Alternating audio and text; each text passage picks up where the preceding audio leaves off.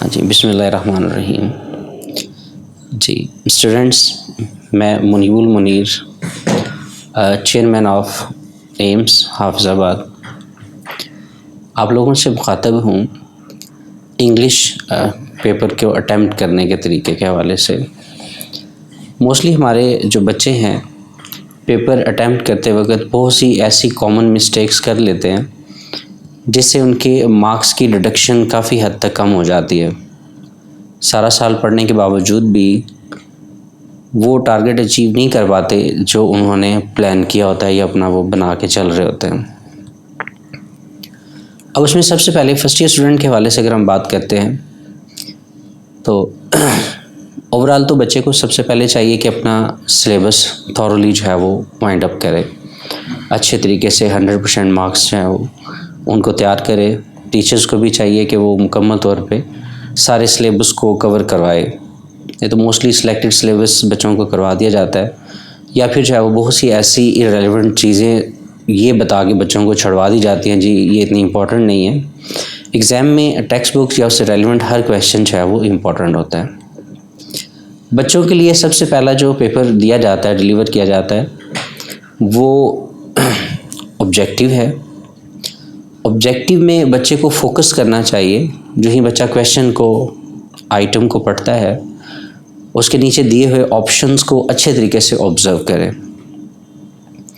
Relevancy उनमें तलाश करें कि कौन सा ऑप्शन ठीक है, कौन सा ऑप्शन ठीक नहीं है, और स्टेटमेंट जो है वो उसको अच्छे तरीके से समझें। अराउंड अबाउट 50 to 60% स्टेटमेंट ही बच्चे के कॉन्सेप्ट को क्लियर कर देती है कि इसका जवाब क्या होगा। तो इस हवाले से ऑब्जेक्टिव को, हर क्वेश्चन को अच्छे तरीके से पढ़ें, समझें और फिर उसका आंसर दें। और ऑब्जेक्टिव में भी कोशिश करें कि आप इतनी जल्दी ना करें कि जिसकी वजह से मार्क्स जो है वो रिड्यूस होना शुरू हो जाए या बच्चा किसी जो है वो कन्फ्यूजन का शिकार हो जाए। जिन ऑप्शंस को आपको लग रहा है कि आसान है उन्हें आप टिक कर लें, उनके आंसर फिल कर दें। जो आपको लग रहा है कि अभी अंडरस्टैंडिंग उनकी डेवलप नहीं हुई है उन्हें आप स्किप करके आगे चले जाएं। जो ही आप अपने 20 के 20 मुकम्मल कर लेते हैं और जो अंदर से ड्रॉप आपने किए हैं आप दोबारा से उनको रीड करें, फिर उनको जो है वो कॉन्सेप्ट क्लियर करके अपना उन्हें जो है वो फिल करें, उनके आंसर ब्लॉक्स को।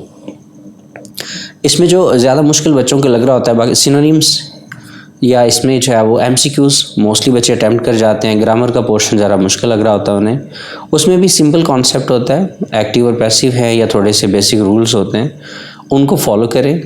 फॉलो करने के बाद जो है वो फिर उसमें देखें कि सिंपल सी जनरल सी जो बातें होती हैं उनको जहन में रखते हुए आंसर्स को जो है वो आप फिल करें, आंसर के ब्लॉक्स को। अब इसके बाद दूसरा जो पोर्शन है हमारा वो सब्जेक्टिव टाइप है। उसमें क्वेश्चनिंग है, कुछ पेयर वर्ड्स है, लेटर है, ट्रांसलेशन है। अब अगर हम इसको स्टेप बाय स्टेप डिस्कस करें तो सबसे पहले मोस्टली बच्चे जो है वो क्वेश्चंस को ही अटेम्प्ट करते हैं। तो क्वेश्चंस का जब आप पेपर अटेम्प्ट कर रहे होते हैं, आंसर क्वेश्चन को, आपको वाज़ेह तौर पे स्टेटमेंट में लिखा होता है कि आपका आंसर जो है वो 3 to 4 लाइन से कम नहीं होना चाहिए।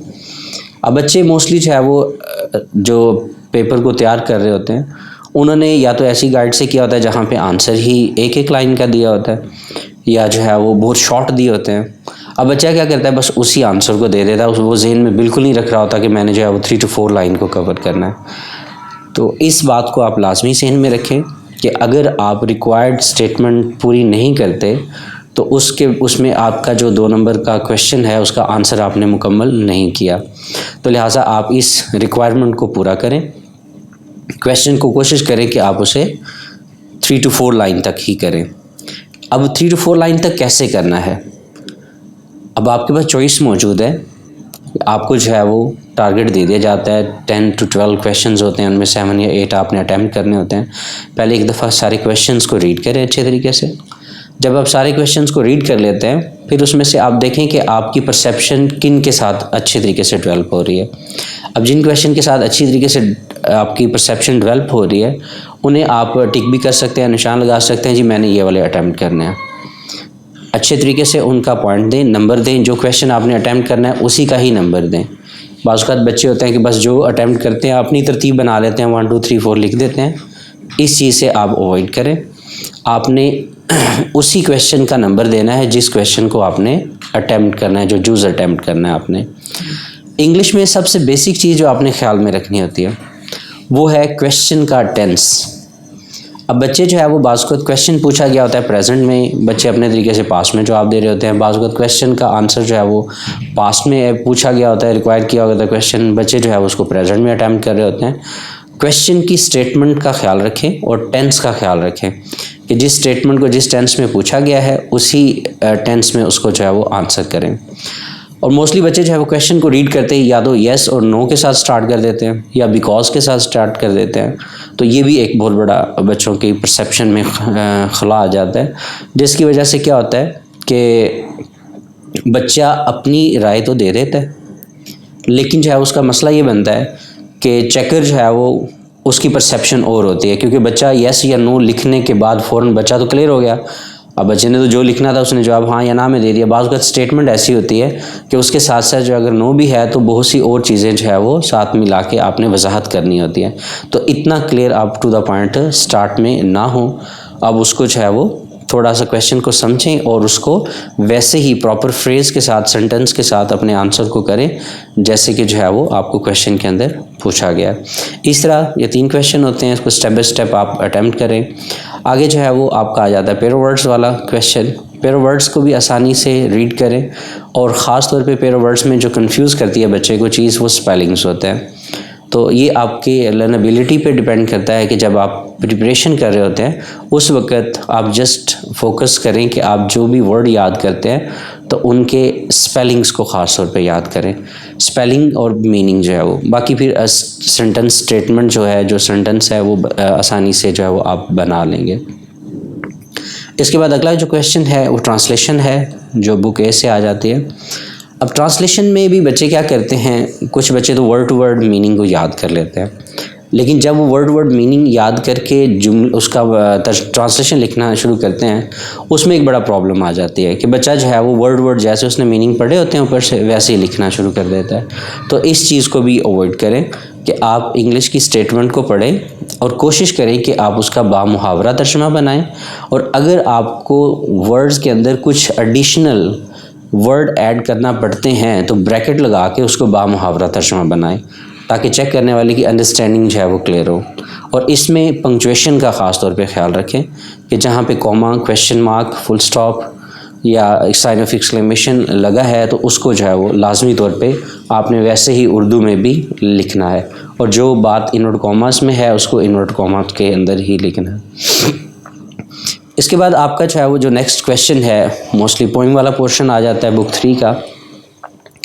अब पोइम की अंडरस्टैंडिंग जो है वो मोस्टली जो इसमें स्टूडेंट गलती करते हैं वो पोइम के हवाले से कि बच्चे टेक्स्ट को अच्छे तरीके से प्रिपेयर नहीं करते हैं।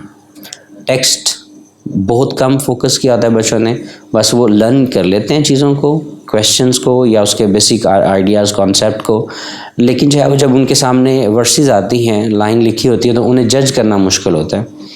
तो आप जो है वो अपनी टेक्स्ट की जो रीडिंग है वो अच्छे तरीके से अटैम्प्ट करें, टेक्स्ट की रीडिंग को फॉलो करते हुए, फिर बाद में आप इस क्वेश्चन के अंदर जाएं। जब आप प्रिपरेशन प्रॉपर की होगी, टेक्स्ट की आपने रीडिंग की होगी अच्छे तरीके से, तो क्वेश्चन के अंदर कहीं से भी आ जाए आपको लाइंस तो फ़ौरन जो है वो माइंड के अंदर आ जाता है कि ये किस पोइम से ली गई हैं। तो इसको भी बड़े थॉरली जो है वो परसेप्शन के साथ, अंडरस्टैंडिंग के साथ आप पहले अपना रेफरेंस, कॉन्टेक्स्ट और उसके बाद एक्सप्लेनेशन रेलिवेंट लाइन्स की होती है। अब यहाँ पे भी थोड़ा सा स्टूडेंट जो है वो अपने पास से पर्सनल मटेरियल को या बेसिक कॉन्सेप्ट या मेन आइडिया को या इस तरह की चीज़ों को वो ऐड करता है, और जो टू द पॉइंट लाइंस होती हैं उससे थोड़ा इग्नोर करता है। तो इससे भी आप अवॉइड करें। उसके बाद इसमें थोड़ा सा आप क्रिटिकल टच ज़रूर दें ताकि बच्चे की एबिलिटी का पता चले कि उसमें आपने प्रोनाउंसिएशन का भी फोकस करना है, आपने पंक्चुएशन का फोकस करना है आपने, और उसके साथ साथ आपने टेंस का ख्याल रखना है। और मोस्टली जो बच्चे एक्सप्लेनेशन में गलती करते हैं वो पर्सन्स की गलती करते हैं। दैट के बाद मोस्टली बच्चे जो है वो आई, हुई या सेकंड पर्सन यू का इस्तेमाल करते हैं। तो इन चीज़ों को आप अवॉइड करें। आप हमेशा एक्सप्लेनेशन को थर्ड पर्सन में करें कि पोइट जो है वो द पोइट सेज दैट, आगे ही ऑब्वियसली जो पोइट के लिए आप इस्तेमाल करेंगे, आई या वी या इस तरह का कॉन्सेप्ट आप यूज़ नहीं करें। इसमें क्रिटिकल एप्रिसिएशन थोड़ी सी ऐड कर दें। पोइम के जो बेसिक कॉन्सेप्ट है, आपको उसकी डिक्शन कैसी लगी, उसमें रिदमिकल पैटर्न आपको मिला, राइम स्कीम मिली या नहीं मिली, इमेजेस कैसे थे, सिंबॉलिक एलिमेंट्स आपको मिले, उसमें पर्सोनिफिकेशन आपने अगर देखी है तो ये थोड़ा सा आखिर पे जाके आप इसमें ऐड करें। बाकी लास्ट पे आपका जो पोर्शन है उसमें आपके पास स्टोरी है, मॉडल स्टोरी, और उसके बाद जो है वो लेटर है। तो ये जनरल सिंपल क्वेश्चन है, ये जैसे आपने टू द पॉइंट याद किए होते हैं, और इनकी लेंथ का ख्याल रखें। एटलीस्ट आपके पास 3 पेजेस होने चाहिए विदाउट एनी मिस्टेक। आप आहिस्ता लिखें, समझ के लिखें। क्वेश्चन को अटैम्प्ट करते वक्त आप बिल्कुल भी इधर उधर अपना फोकस डाइवर्ट नहीं करें, और जब आप उसको ख़त्म कर रहे होते हैं तो प्रॉपर लास्ट पे एक लाइन ड्रॉ करें ताकि आप अगला क्वेश्चन जो है वो स्टार्ट कर सकें। इसी तरह पार्ट 2 का भी पेपर एज इट ही है, उसमें इतना कोई डिफरेंस नहीं है। क्वेश्चन वाला जो पोर्शन है वो तो सेम ही है, उसमें जो एडिशनल चीज़ें आती हैं वो इडियोमेटिक फ्रेजेस हैं। उनमें स्टूडेंट काफ़ी हद तक जो है वो थोड़ा कंफ्यूज हो जाते हैं मीनिंग के हवाले से, और अपने पास से स्टेटमेंट बनाना शुरू कर देते हैं।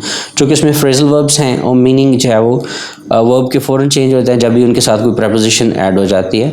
तो उसके प्रॉपर तौर पे मीनिंग को याद करें और आसान जुमले बनाएं, और जुमला इतना होना चाहिए कि आपका मफ़हूम उसमें बिल्कुल क्लियर हो, कि आपने जो भी वर्ड लिखा है, इडियम लिखा है, तो उसकी सेंस क्लियर हो रही हो कि आगे जो है वो क्या पूछा गया है, और उसका जवाब आपने सेंटेंस के अंदर क्लियर किया है कि नहीं किया।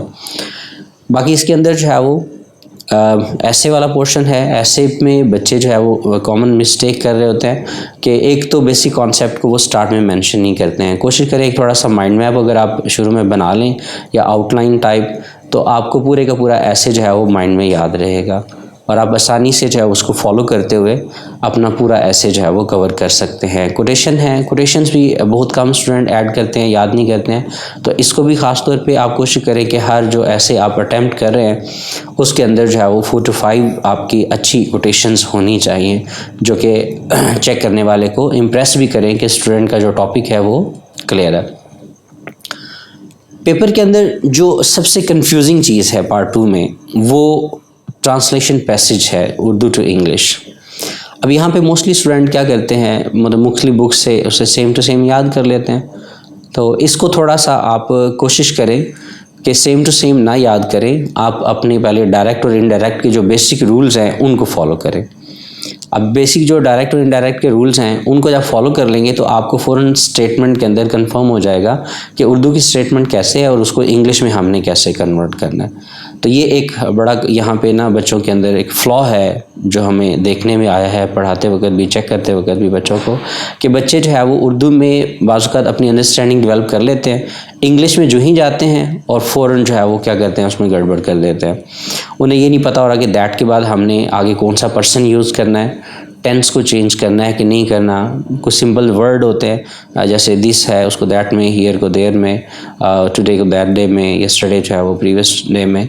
तो इनको चेंज करना होता है, इन वर्ड्स को, इन पे बिल्कुल भी स्टूडेंट फोकस नहीं कर रहा होता। डायरेक्ट स्टेटमेंट है उसे जो है वो इन कॉमास के अंदर ही लिखना है या उसे जो है वो चेंज करके लिखना है। तो ये सारी चीज़ें जो है वो बच्चा इग्नोर कर देता है। तो जब एक सेंटेंस लिखता है, लिखते ही जो है उसके अंदर एक बच्चा इतनी ज़्यादा मिस्टेक्स कर लेता है, तो ज़ाहिर है फिर चेक करने वाला वो सारी चीज़ों को काउंट कर रहा होता है, तो बिल्कुल भी वो आपको 15 मार्क्स में से 3 to 4 मार्क्स भी अलॉट नहीं करता। तो यही वजह है कि पार्ट 2 में मोस्टली पार्ट 1 की निस्बत जो है वो मार्क रेशो कम रहती है। तो उसमें एक तो ऑब्जेक्टिव पेपर के अंदर करेक्शन वाला पोर्शन वो आपके जो है वो मार्क्स को मोस्टली कट करता है, तो करेक्शन के बेसिक रूल्स पे फोकस करें। और दूसरा ये कॉन्टिन्यूस पैसेज और अपना ऐसे जो है वो इसके ऊपर अच्छे तरीके से अपनी ग्रिप करें, और डायरेक्ट इंटरेक्ट के बेसिक रूल्स है वो इनको फॉलो करें, ताकि जो है वो आपका ये वाला पेपर भी अच्छे तरीके से अटैम्प्ट हो जाए। और इंशाल्लाह अगर आप 100% क्वेश्चंस को अटैम्प्ट करते हैं, बिल्कुल भी नहीं छोड़ते, और हर चीज़ को अच्छे तरीके से अटैम्प्ट करते हैं अकॉर्डिंग टू जो रिक्वायरमेंट है, तो आप 90% से प्लस मार्क्स जो है वो हासिल कर सकते हैं। कोशिश करें सिंपल वर्ड यूज़ कर लें, कोई ज़रूरी नहीं है कि आप हाईली वोकैब के पीछे भागें, उससे आप अपना सेंटेंस जो है वो ख़राब कर लें। आपकी सिंपल स्टेटमेंट्स अगर बिल्कुल एग्जैक्ट हैं, ग्रामेटिकली ठीक है, विदाउट ओवर राइटिंग है, अच्छा लिखा हुआ है, पेपर में आपने पॉइंटर को, मार्कर को अच्छे तरीके से इस्तेमाल किया है, तो ये चीज़ें जो है वो आपके लिए काफ़ी सूदमंद होंगी। बाकी लास्ट पे जो है वो आपसे रिक्वेस्ट है कि आप इस चैनल को सब्सक्राइब करें। डॉक्टर खालिद महमूद के नाम से ये चैनल चल रहा है, और फर्दर जो है वो इसको शेयर करें ताकि जो है वो इल्म दूसरे स्टूडेंट्स तक भी पहुंच सके। अगर मेरी बातों से उन्हें कोई फ़ायदा पहुंचता है तो ये मेरे लिए भी आपके लिए भी जो है वो बाइस से रहमत होगा, या बाइस से जो है वो नेमत होगा। That's all.